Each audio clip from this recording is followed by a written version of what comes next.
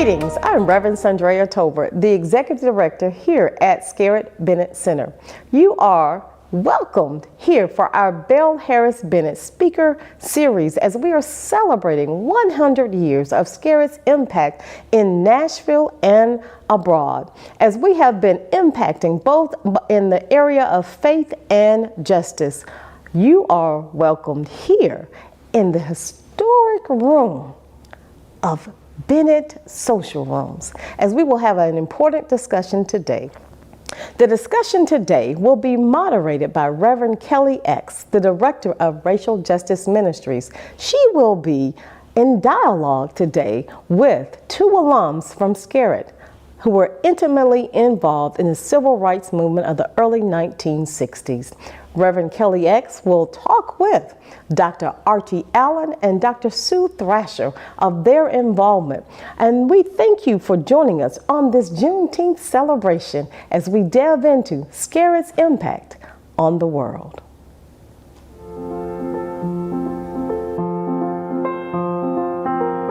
Today, we journey back in time to celebrate the remarkable history of the Scarritt Bennett Center and pay homage to the enduring legacy of Scarritt College, an institution whose story is woven into the very fabric of educational empowerment and cultural enrichment.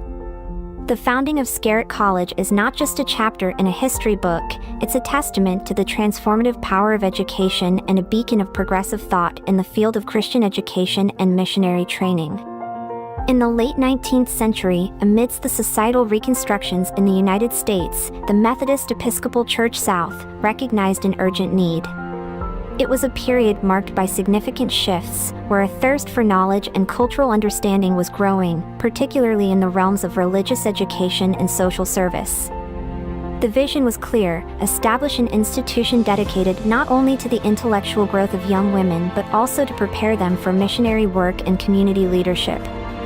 This vision came to fruition in 1892 with the establishment of the Scarritt Bible and Training School in Kansas City, Missouri.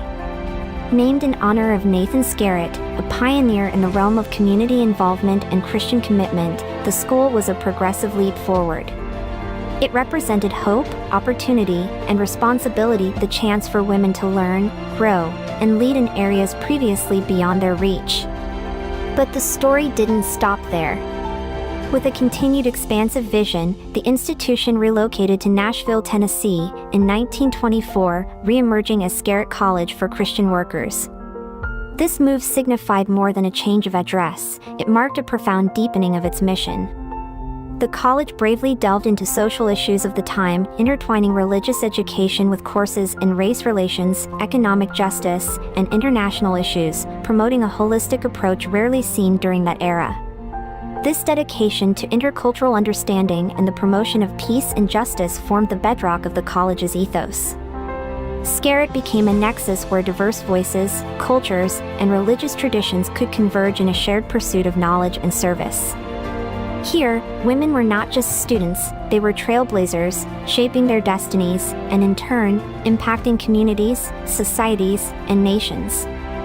As we reflect on the founding of Scarritt College, we realize that it is more than a monument of the past, it's a continuing inspiration, reminding us that education, at its best, is a courageous and transformative force, one that not only enlightens minds but also empowers individuals to embark on a journey of meaningful change in the world.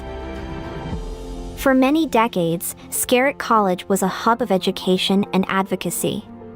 However, as the years passed, the world changed, and the college saw a decline in enrollment, like many such specialized institutions in the late 20th century. The economic pressures and shifting landscape of higher education led to the college's eventual closure in 1988. It could have been the end of an era, but the legacy of Scarritt was too potent to disappear into the annals of history. We knew that the college was shaky. We knew, and by then it was a graduate school, it had dropped its college status. And it was talking about future, and we knew it was talking with various seminaries about what future plans might be. And we were watching very closely about what was happening because we knew we had a claim on the property. That we is an editorial we, meaning Women's Division. When I received the call from Dr. Welch saying that the board had made their decision to sell the campus and move to Duke, I knew we had a lot of work ahead of us. The Women's Division exercised its legal right and gained ownership of the property on June 1, 1988. They began renovating and remodeling many of the buildings. Assets of the college were used to establish the Scarritt Foundation, which entered into relationship with the Women's Division to create what is now Scarritt Bennett Center. The Scarritt Bennett Center name honors the founders of the original Scarritt Bible and Training School, Dr. Nathan Scarritt and Belle Bennett. The new name recognized the leadership contribution of women and became a symbol of the new program as Scarritt entered its second century. The transformation from Scarritt College to the Scarritt Bennett Center marked a renaissance period for this historic institution. Rather than closing its doors, the center opened them even wider to a more inclusive and diverse audience. It transitioned gracefully into a nonprofit education and retreat center, committed to promoting social justice, equality, and empowerment of individuals from all walks of life. While it might be simpler to define Scarritt Bennett by what it is, perhaps the truest representation of its essence is found in what it does, in the lives it touches, and the changes it cultivates. Our commitment to social justice, a thread that runs intrinsically through every program we offer. Through events, workshops, and panels, the center engages both the mind and heart, challenging participants to confront systemic issues such as racism, sexism, and economic disparity. We don't just encourage passive observation, we foster active participation, dialogue, and, indeed, confrontation with difficult truths, providing the tools and knowledge necessary to effect change. Education, specifically with an emphasis on women's empowerment, represents another pillar in the foundation of the Scarritt Bennett Center. We hold steadfast in the belief that empowering women is not merely a matter of rights but a pivotal strategy in social and economic development. Through leadership programs, educational workshops, and supportive community development, the center provides a springboard for women's voices and leadership capacity. What sets the Scarritt Bennett Center apart is perhaps our community approach. It's not just an institution for individuals but a collaborative, communal effort. Volunteers, local leaders, and global thinkers alike converge in this nexus of thought and action, contributing to a vibrant community that believes in the transformative power of collective action. The Scarritt Bennett Center is more than its picturesque campus, it's a microcosm of the world we strive for. A world of equality, justice, and mutual respect. Every workshop, program, or retreat is a step towards that future, and everyone is invited to partake in this journey. Whether you're here to find your voice, strengthen it, or lend it to others who might not yet have found theirs, you're exactly where you need to be. We attempt great things for God, and we expect great things from God. Welcome to another installment of the Belle Bennett Speaker Series, where we honor the enduring legacy of Belle Bennett, a trailblazer for women's rights and a profound advocate for education and social justice in the Methodist Episcopal Church South. It is in this spirit of visionary leadership and commitment to societal improvement that we are delighted to host two distinguished Scarritt alums, Dr. Sue Thrasher and Dr. Archie Allen, whose time at Scarritt College and their lives since then echo the values of Belle Bennett so passionately and is championed daily. Thrasher is a graduate of Scarritt College and holds a BA and EDD from the University of Massachusetts Amherst. She spent the majority of her professional life working with organizations for social justice and education. These include Southern Student Organizing Committee, an organization devoted to educating young white Southern college students about the civil rights movement, the Institute for Policy Studies in Washington, D.C., the Institute for Southern Studies and Southern Exposure magazines in Atlanta, and the Highlander Research and Education Center.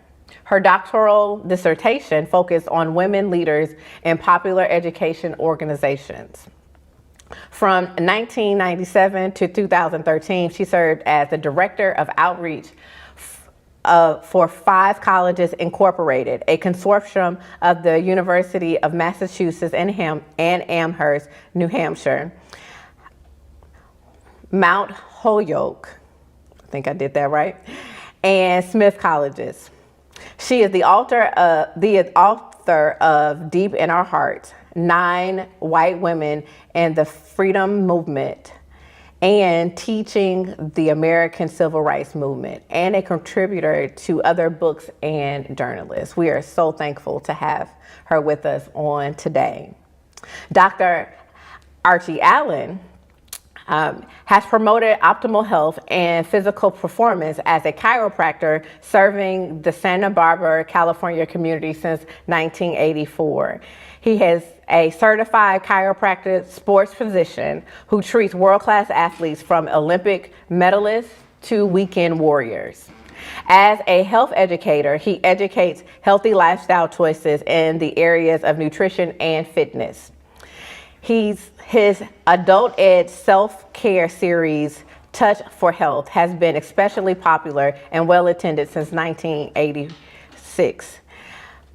Dr. Allen holds a BA in religion from Scarritt College and a Doctor of Chiropractic from Chapelera Chiropractic Health Center. Thank you so much for joining us on this wonderful day.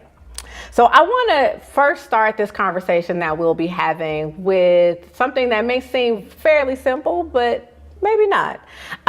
If you could briefly share with us your spiritual journey that led you to pursue an education at Scarritt College. And I'll start with you, Dr. Thrasher. Okay. Well, I edited the high school paper when I was in high school, and I wanted to be a journalist, but I also was interested in religion, and I was particularly interested in international issues, and I wanted to be a Methodist missionary. So I put those two things together and wanted to be, I wanted to write curriculum and develop educational materials and spend time overseas. Mm-hmm. So I went 2 years to Lambeth College, one of the conference colleges of the Methodist Church, and a religion professor there said, "I think you should go to Scarritt. I think it's for you." And that was, he said that right at the time that I was just becoming aware of what was going on around me.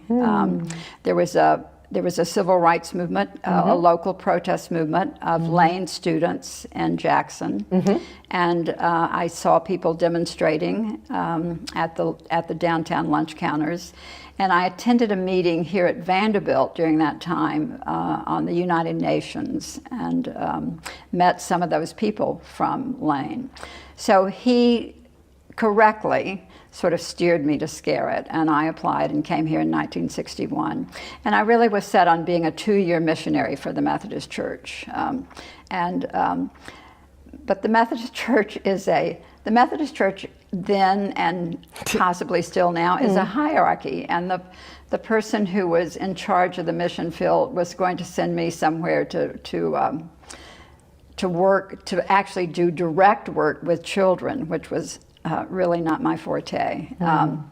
And so, but the real reason that I didn't go on and become a missionary for the church is that I was getting, here at Scarritt, I had become more and more involved with the civil rights movement that was local, and Nashville was a very exciting place at the time with incredible leadership. We had it on this campus through Alice Cobb and others, and so I really refocused and made a conscious decision that I really should work here rather than overseas, that if I wanted to work for social justice, it should be here and not overseas. And so I reframed, and that started my long, but I think in terms of the spiritual journey, it was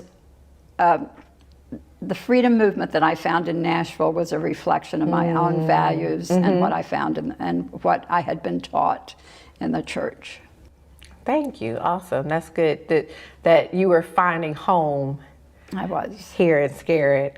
Dr. Allen, can you share with us what brought you to pursue a MBA here at Scarritt College? Yes, my pursuit came at birth, I guess.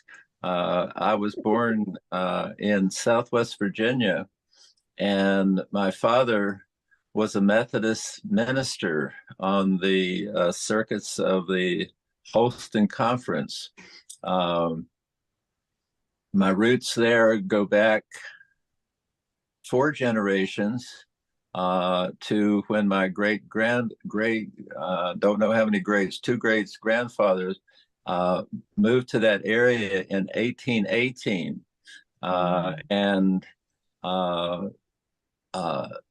at that time, slavery was in effect, and there were slaves who were, quote, owned by my family, the forebears, but this was not slavery in the chattel slavery, forced labor camps. It was Black and white families living together in the wilderness setting, and were totally devoted to the principles of Christianity. This is where the Methodism began with the circuit riders, and my great-grandfather and all the families in that area attended famous campground meetings, a Wabash campground, and in the latter part of the 1800s were blessed, if you will, to have been in the area that was the circuit rider, Reverend Sheffey, Brother Sheffey, Robert Sheffey, traveled those areas, and my father was serving circuits throughout the area that Robert Sheffey was had been working. Anyway, coming out of this, I obviously had a Christian background. I only met my first Black person when I was approximately 5 years old, maybe, and was living in a little town called Rocky Gap. There was an AME minister who was working in the same area, lived near there, and he came to visit. And I'd never seen a Black person coming to my house. Really didn't see many people coming to that house, but it was a long shotgun house that had been built by the railroad workers when they built the track through to Bluefield. That was a coal mining area. And he came down the side of this long building, not a long building, 3 rooms long, and tapping on the side of the house to let my mother know he was coming. And so I came in, and I was fascinated, and I showed him a piggy bank that my parents had given me for Christmas shortly before that.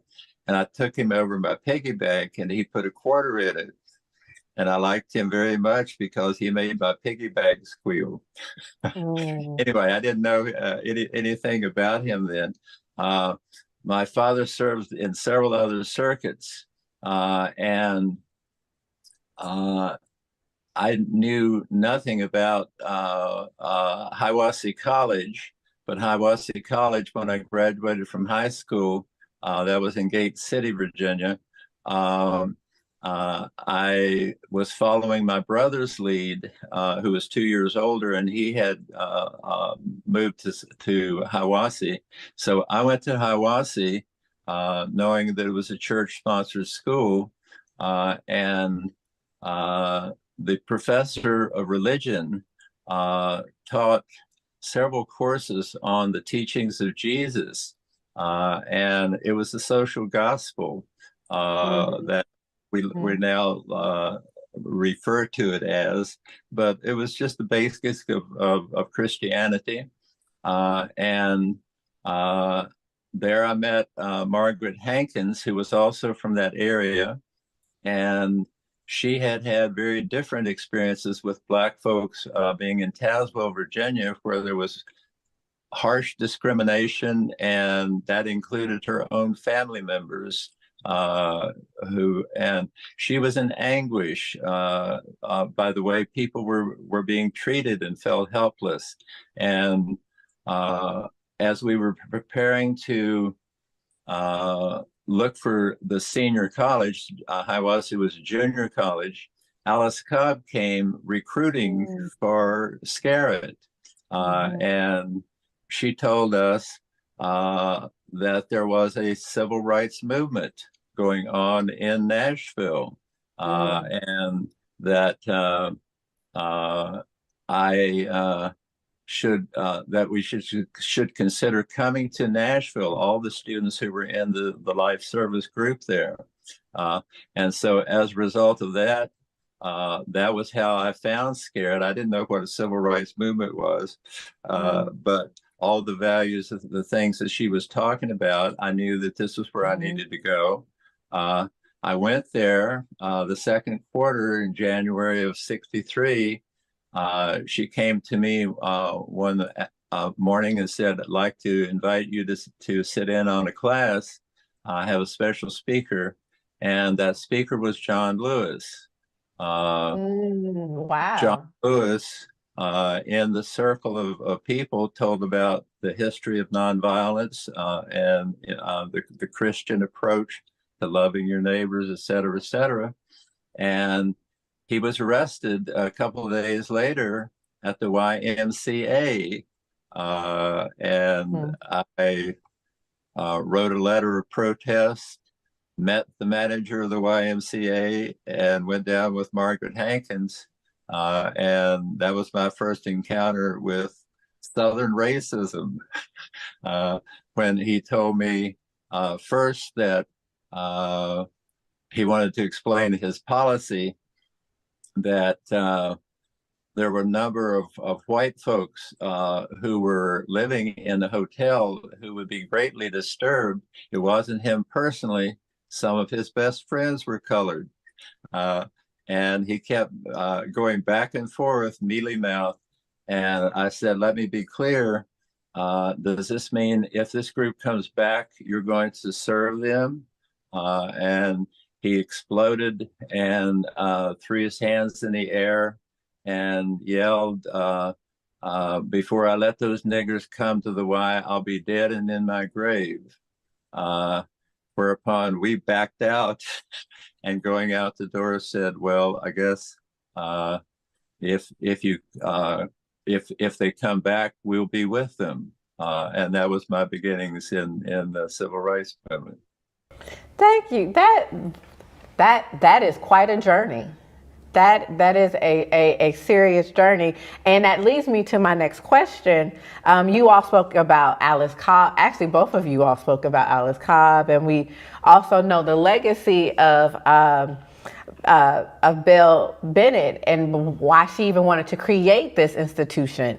And so I also know that professors such as Dr. Ina Corinne Brown, prior to you all coming, but in the early 1950s, said to Scarritt, like, if we're going to be a Christian institution, we have to be integrated and accept all those that are a part of God's creation, and that means the welcoming of Black students, African American students here at Scarritt College. And so I would really love to hear from you all about the influence that your education here at Scarritt College, how that influenced your desire to not just be one who is agreeable to civil rights, but to really move into a way of action, to support, to organize, to become a part of organizations like the Southern Student Organizing Committee,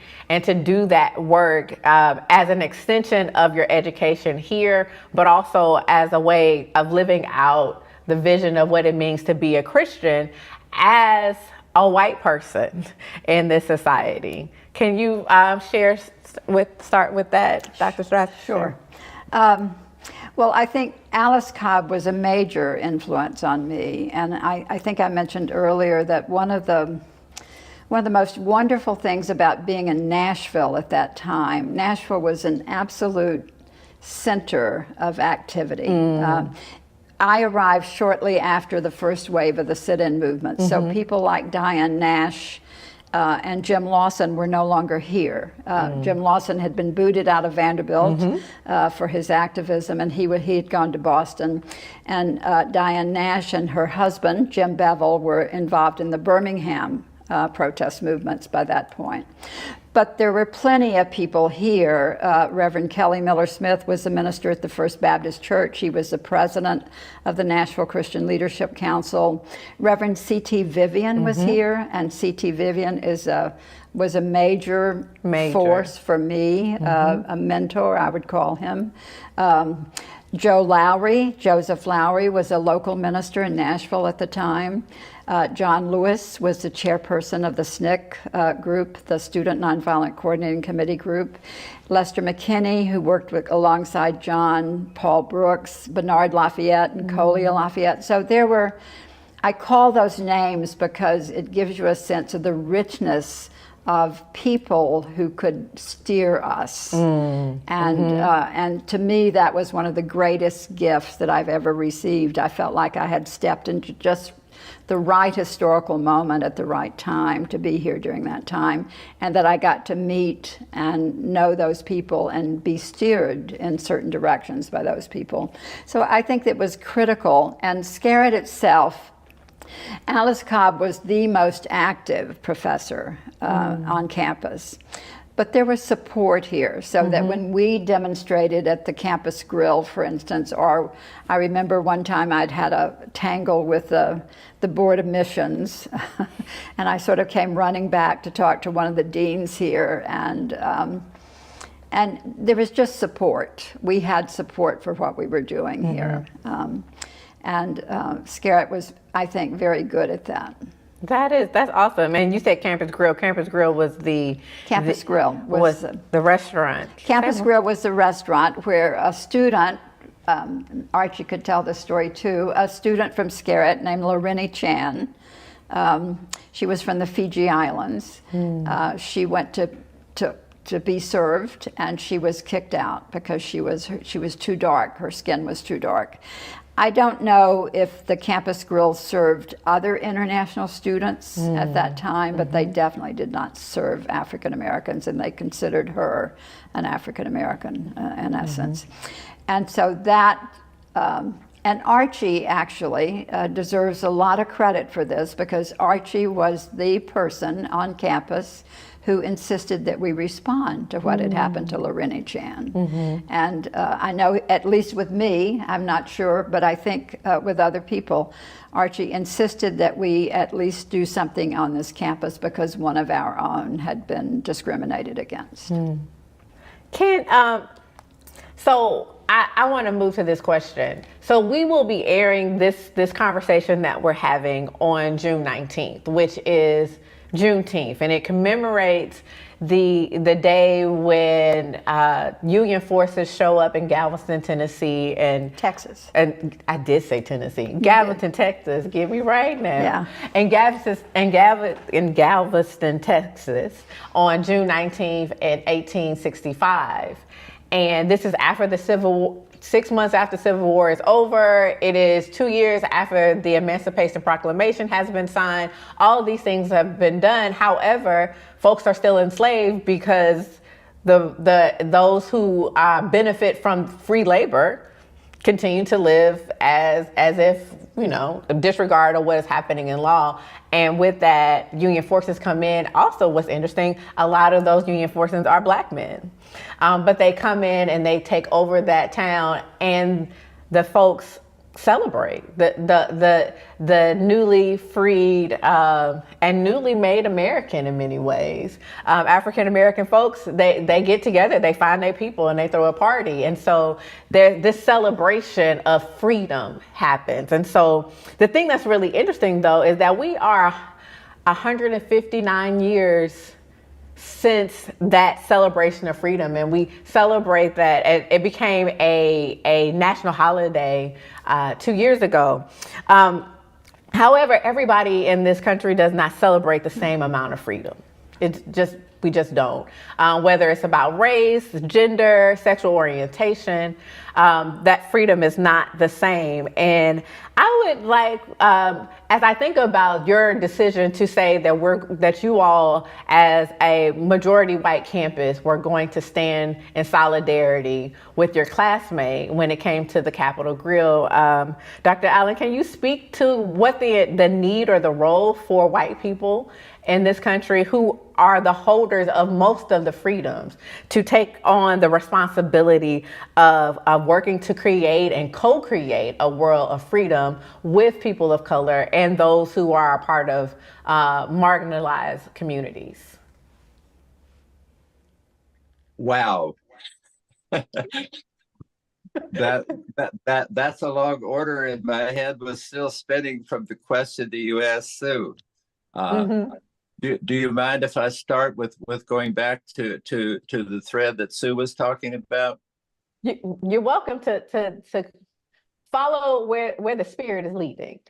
I wanted to emphasize again the connection that I had with Margaret Hankins, who was the one who encouraged me to enter the life service group at Hiawassee. That was being led by Evelyn Laycock. Evelyn Laycock had been a graduate of Scarritt. I did not know that. I only found that out in recent years. So she knew what we were going into in Nashville. We took a trip, the Life Service Group, to Nashville and visited the Mecca of Methodism, the Methodist Publishing House, and all of the ministries there. The Scarritt College was the central one. We visited Fisk University, and there, when we entered Scarritt College, it was not an all-white school.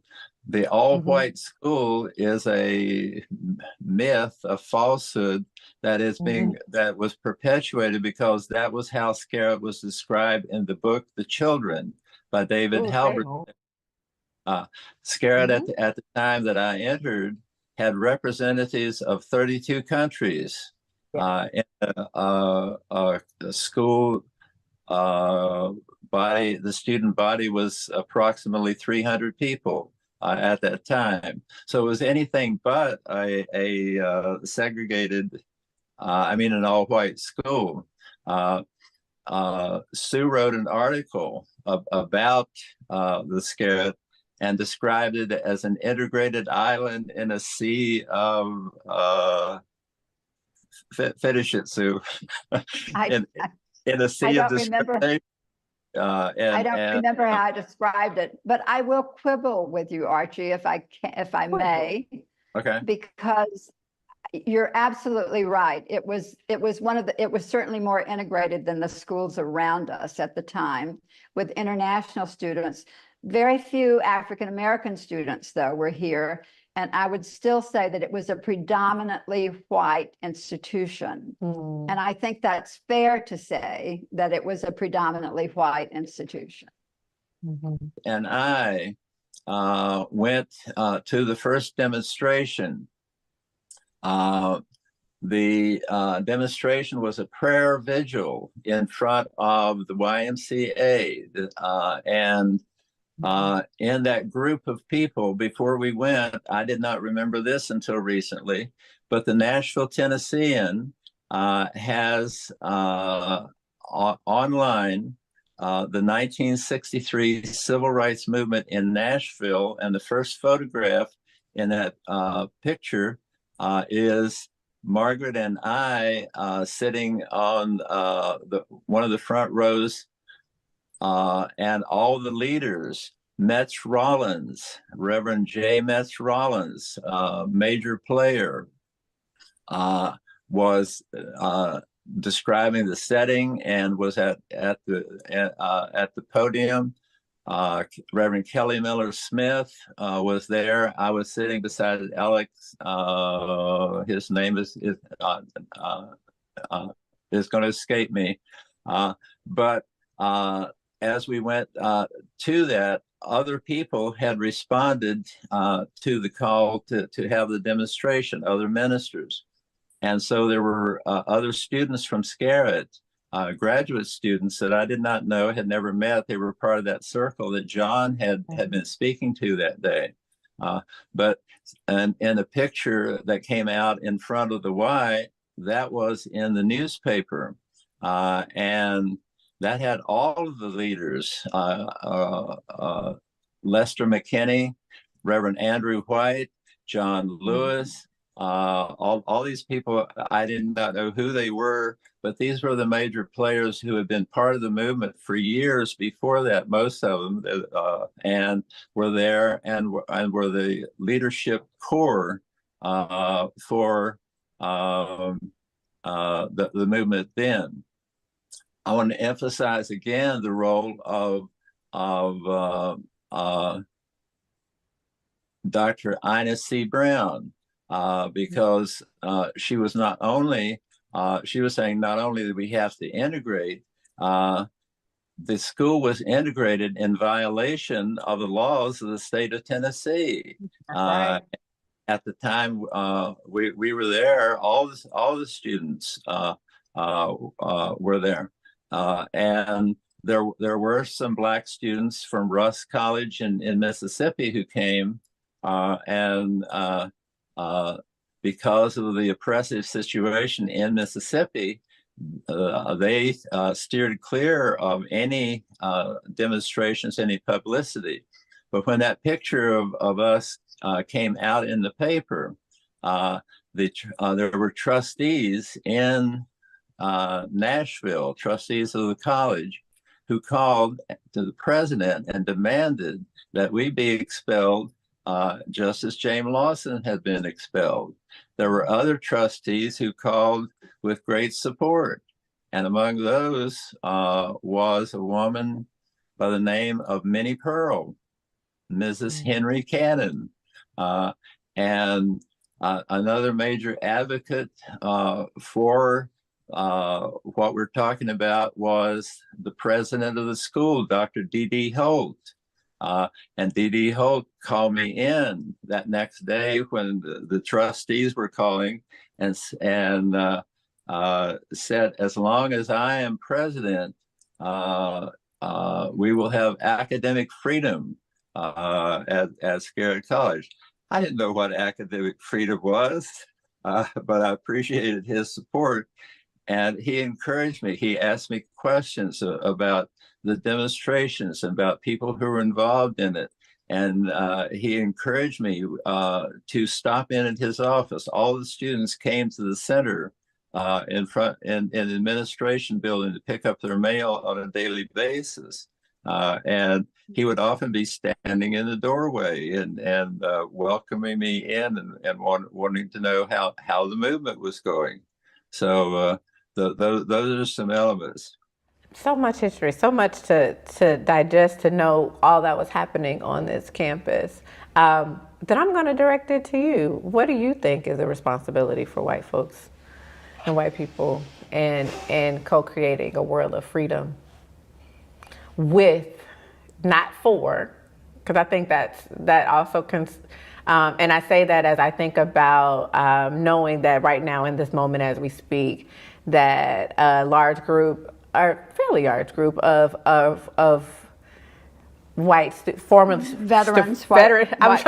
mostly white veterans, yes, of the civil rights movement. Of that movement worked in tandem with Student Nonviolent Coalition, right, which was a Black organization. So much so that I don't think we know about SOC. Right.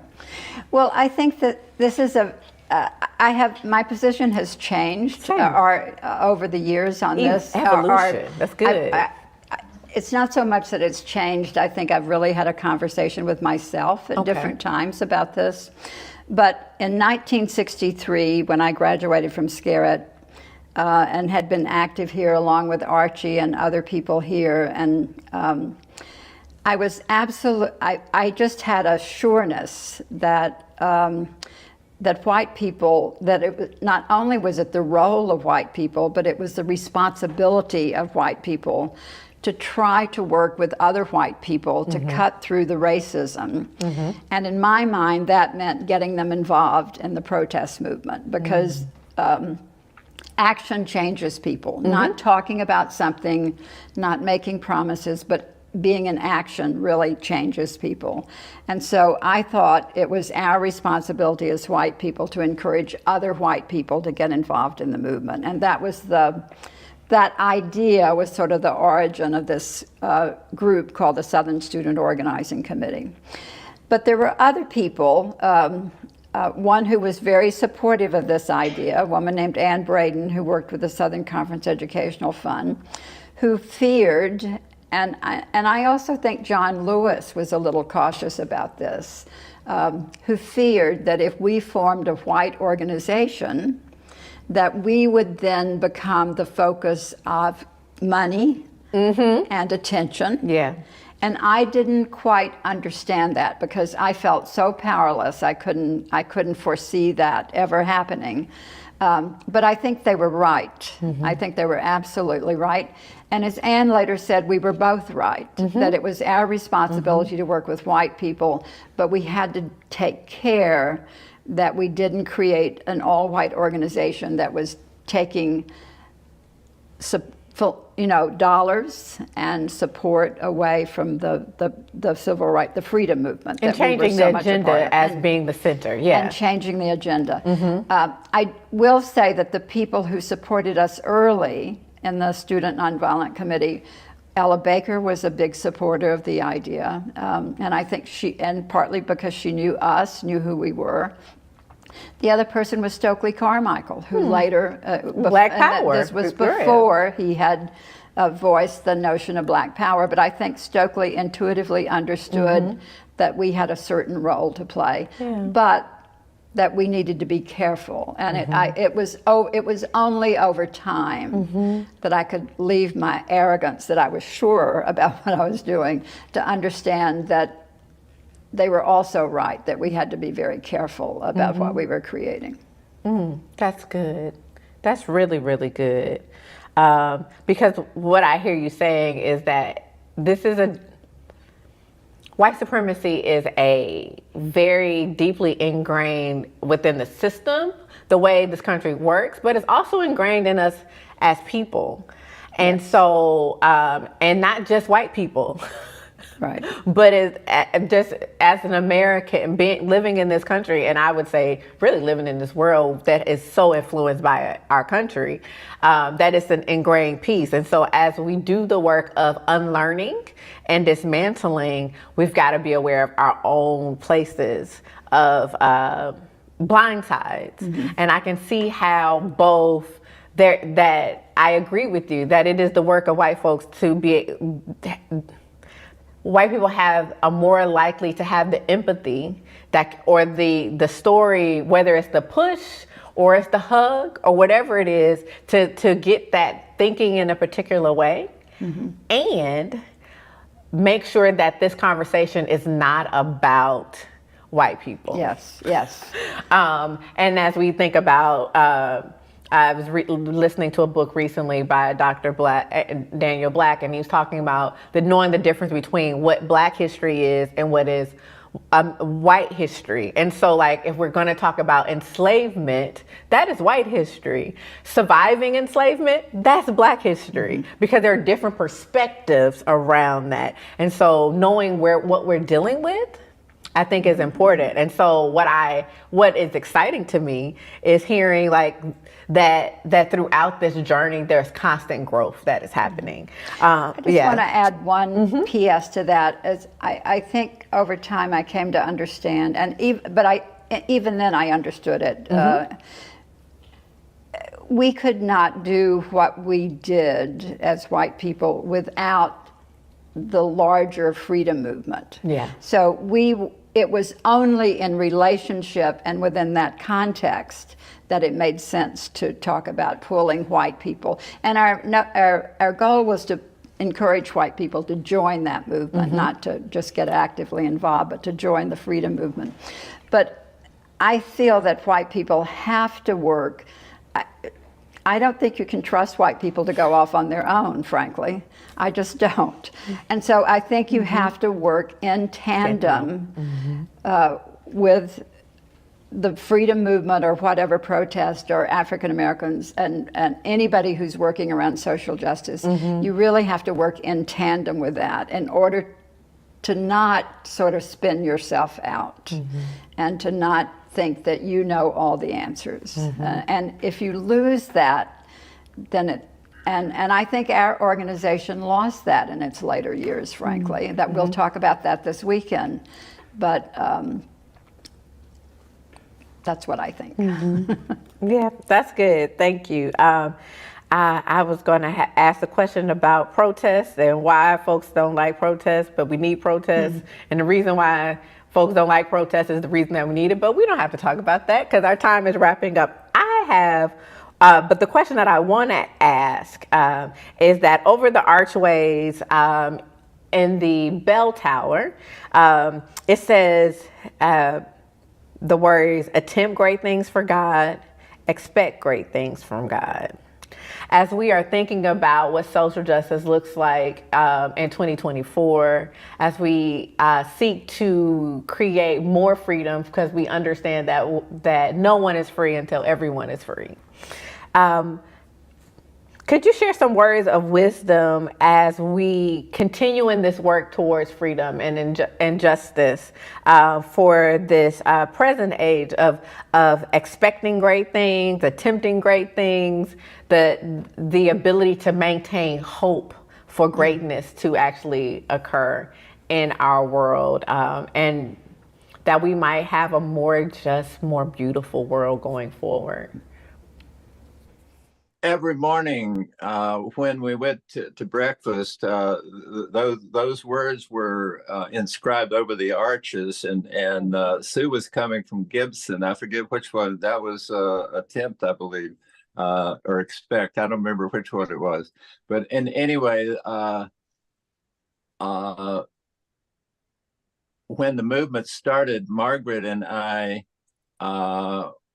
had a close personal relationship also going on, and we met on the walkway and walked down and did a prayer session in the upper room before going through those archways to breakfast.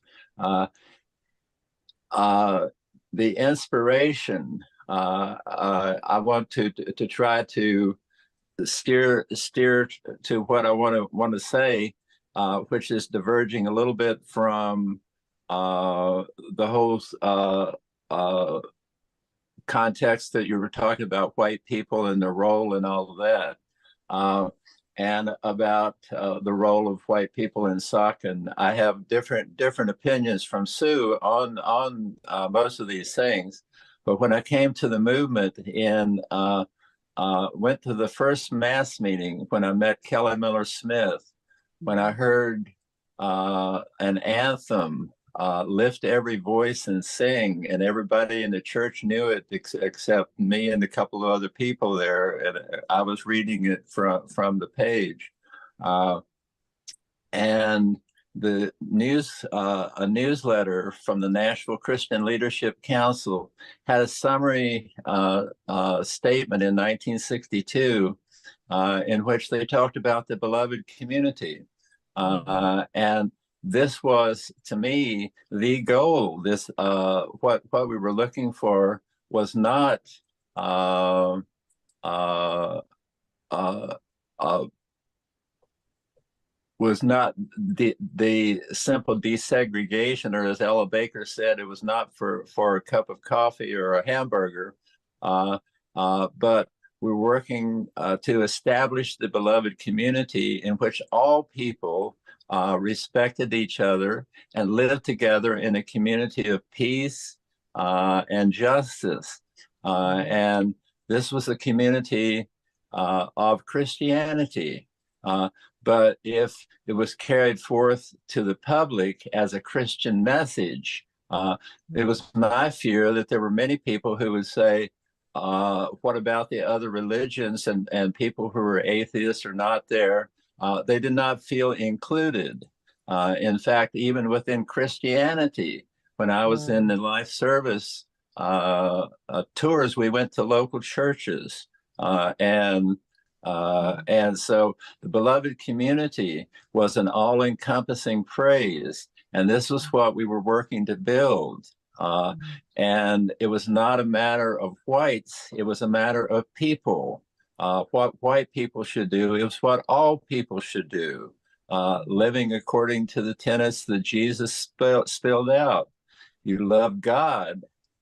Jesus said, love God, love your neighbor as yourself. God is within us. We are part of God.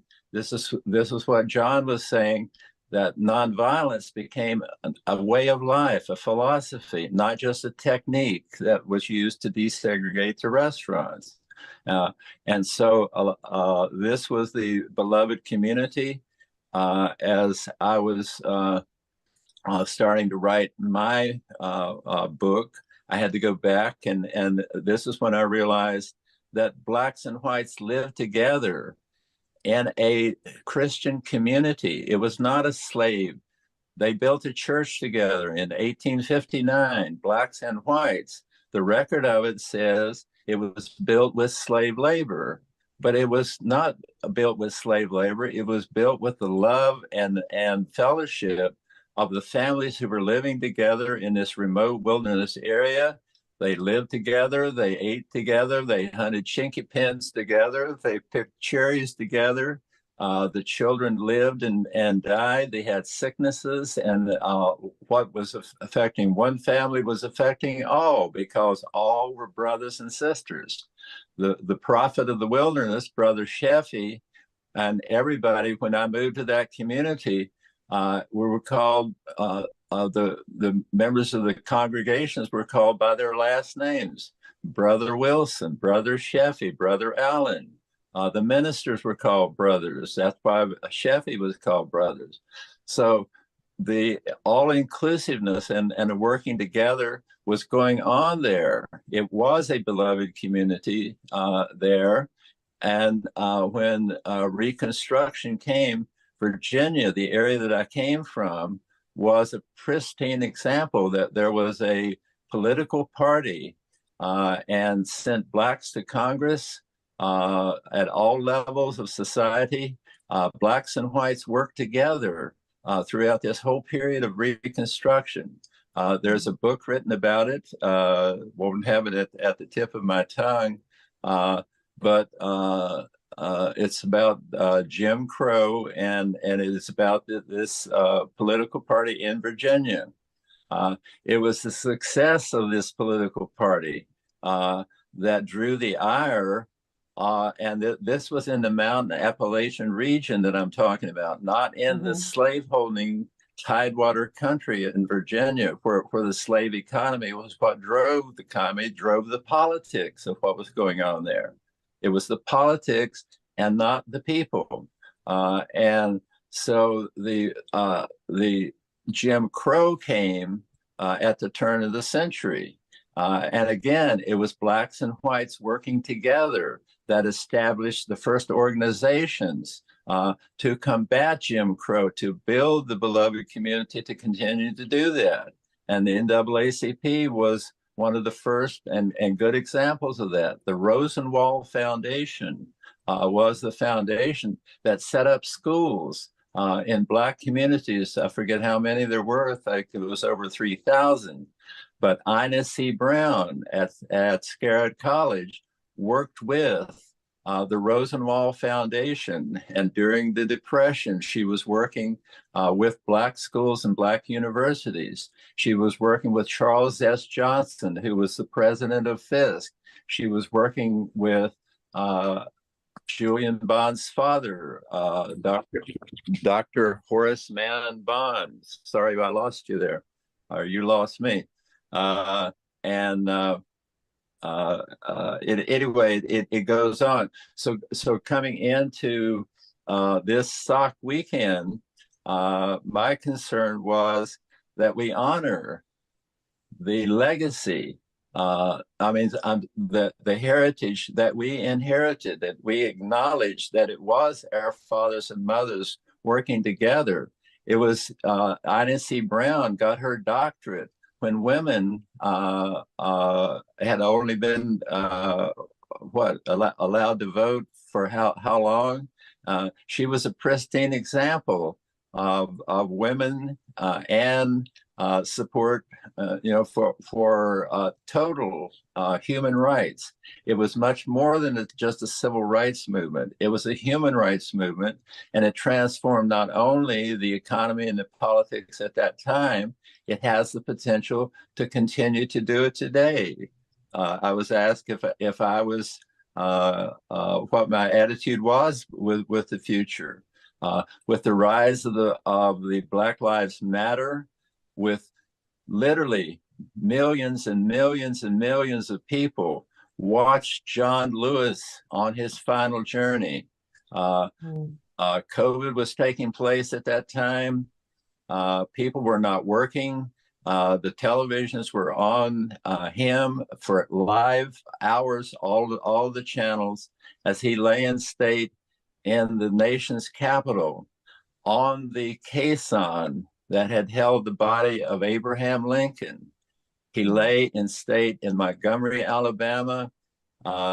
His body was carried across the bridge, and again in the Georgia Capitol. And in the final session, millions of people could not, who had a heart-to-heart connection with him.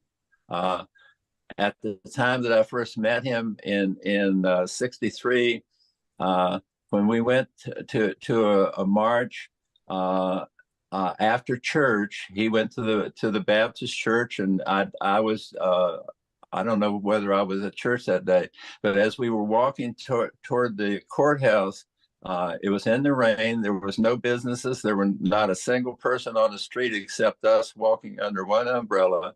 And he said, if this was India, there'd be 1,000 people out here. We kept walking another block, and we opened up around the courthouse square, and people were coming in from other directions, and there were literally hundreds of people. And when we saw these people coming in, I said, John, it is India. So the beloved community, the people, the role of whites in the South, have been books written about white radicalism in the South. These are the people who started Highlander. It was a religious, it was seminarians, and Alice Cobb met the founders of Highlander as a church worker when they came to Tennessee, and she thought she was very fortunate to have such handsome young seminarians come to work with them. I'm dropping you again, and I'm going to say, so when we all came, many of the people who were in SOC came from religious backgrounds. The parents were ministers, and they came up in the church community, and so it was not an option. What should white people do? How should white people act? We were the ones who integrated the movement in Nashville. The Black Hands singing "We Shall Overcome," there was no white hand for them to hold. When I first was singing, they would put the white students every other person, so there would be a black and white together. And there was a little squeeze on the hand when we came to that verse in the song.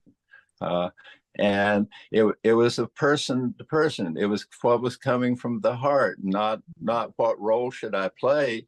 The role I should play is what's going on today. Is the manager going to knock us to the ground? Are we going to be arrested?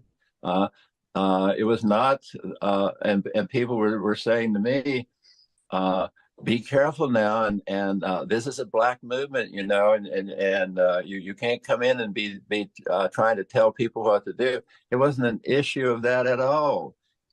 The movement was totally democratic and consensus oriented. No action was taken until every person's emotion and perspective was addressed and they were allowed to speak. And so any suggestion I would make would carry no more weight than anybody's others in the room. Anyway, that's my perspective on beloved community. The other part was that I was going into this conference was that the heritage that we inherited, it was our role to keep it going. And the legacy was our keeping it going. Our grandchildren are now still keeping it going. Keep on keeping on. So I have a very optimistic view from that point of view, dealing with all the complexities of what's going on now.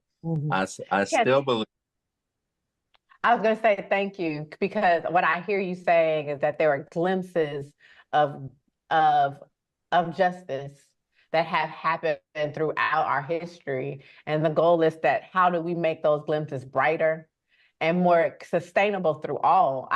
And that is not, it's not just something that is in the future, but that as Christ says, that the kingdom of God is near, it is at hand. It is now, if we choose to live into that and to continue in those legacies. Yes, definitely. I just want to tag, I'm so glad Archie referenced the beloved community, because I think for us as young activists, once you experience that, it never leaves you. So that was what I experienced in Nashville in the early 1960s, to be a part of that. And that becomes your touchstone. And it you know then what that it is possible. You have that, and it never leaves you. To know and to experience what is possible, and then to go out from this sacred ground and create that possibility, make that possibility reality everywhere that we encounter. Although it does seem particularly hard. It is not easy work, but it is necessary work. And it makes it easier when you know other folks are working as well. Definitely. Thank you all so much for this wonderful conversation. I really appreciate taking this moment out of your day to sit and to talk, to reminisce, to tell the story. It feels a long time ago, but in the span of history is quite short.